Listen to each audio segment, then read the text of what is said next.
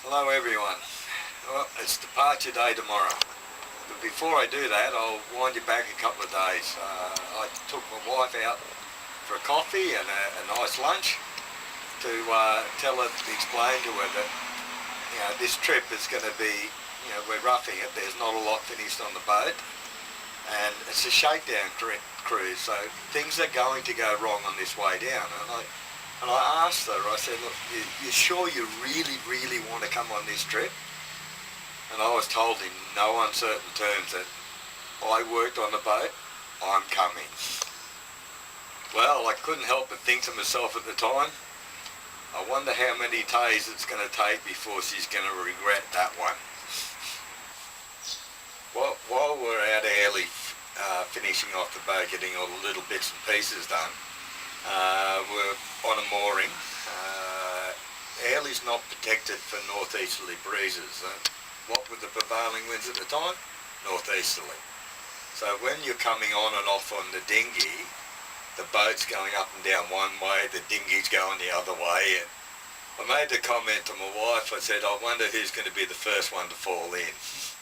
I have got the wires in the handrails, so I got all that. I've got the anchor on. The anchor winch is all operational, that's fine. But as you can see, there's no trampolines. So caution should be taken walking out the bow. Now, I'll take you for a wander through the inside of the boat to show you what the boat was like on the way down, what we had finished and what we didn't. We didn't have much at all finished, but we had a few things done. Come with me.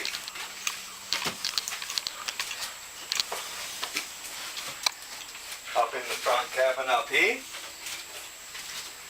was the other junk area. The winches, they're still sitting on the floor. None of them are mounted. We had one winch on, and that was on the mast to pull the genoa up and down. That was it. The sheeting for the genoas went through the bollards for the tie-up. We didn't have a choice. You couldn't winch anything on, couldn't do anything like that. So we've just got stuff stuffed in everywhere here. And this area here is all the stuff that I've been working on the boat with. So, junk area. Okay, now down this side, this area here, when it's complete, will actually be the nav station. The autopilot's in here. We had that fitted and working most of the time, so we had fun. All the switching gear, your fuses are all set up here. We've got a few of them labelled, but I haven't even got very many of them labelled, so it was a bit of a guess, or you got to know where they were. We had a radio. Now the saloon area, I've built the seats, but none of the upholstery has been done. So we went to Kmart and picked up some lino covers to get some sort of cushioning on, but I'll give you a hint. They don't do much good. It's very uncomfortable. We have a stove and an oven, and we have a sink. I had pressure water through so that I could turn on and we could wash up and that sort of thing, but there was no hot water. There still isn't any hot water set up through the boat, but that'll come later.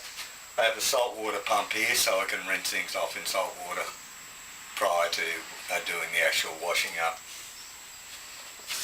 This side's the most completed. Obviously, you needed somewhere to shower and somewhere to go to the loo. So that is it. And that is all operational. I have the holding tanks and all that sort of thing built in as required. But that's the only thing that really actually works, the loo. No vanity yet, no nothing, but we do have a shower in there where we did our sponge bars and that on the way down. Good flat storage for the outfall motor for the tender. It's on the, the main cabin floor. But you had to go somewhere. The genset we're using on the way down, because we didn't have any solar panels set up, so anything to be charged, to keep the fridge going and all that sort of thing, had to be done by generator. So we purchased a generator to run, to keep the fridge cool, keep our phones going, keep the everything else charged up that we required. These are my stairs to my bunk on the way down. There's the only way you could get up was via this. So you put this up, climbed up onto the bunk, and then left it there for the night to get down the next one. The bunk is quite comfortable. You can see there's quite a large area here. I can actually fit a king-size bed in here. We only planned a short leg for the first day to make sure everything was in order and working. Last night in Airlie Beach was pretty good, nice calm night, and then off we went the next day. Goodbye Airlie Beach. Passed a few cruise liners on the way, and then started heading south to the bottom into South Mile Island.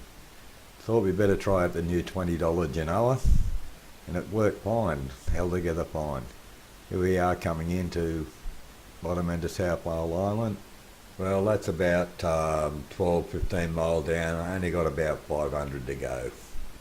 Quick swim, dinner, then watch the sunset. Megan declined to swim because we're in croc country. Sunset on the water. Boy, I could get used to this. Day one over. Megan hasn't regretted it yet. Perfect day sailing.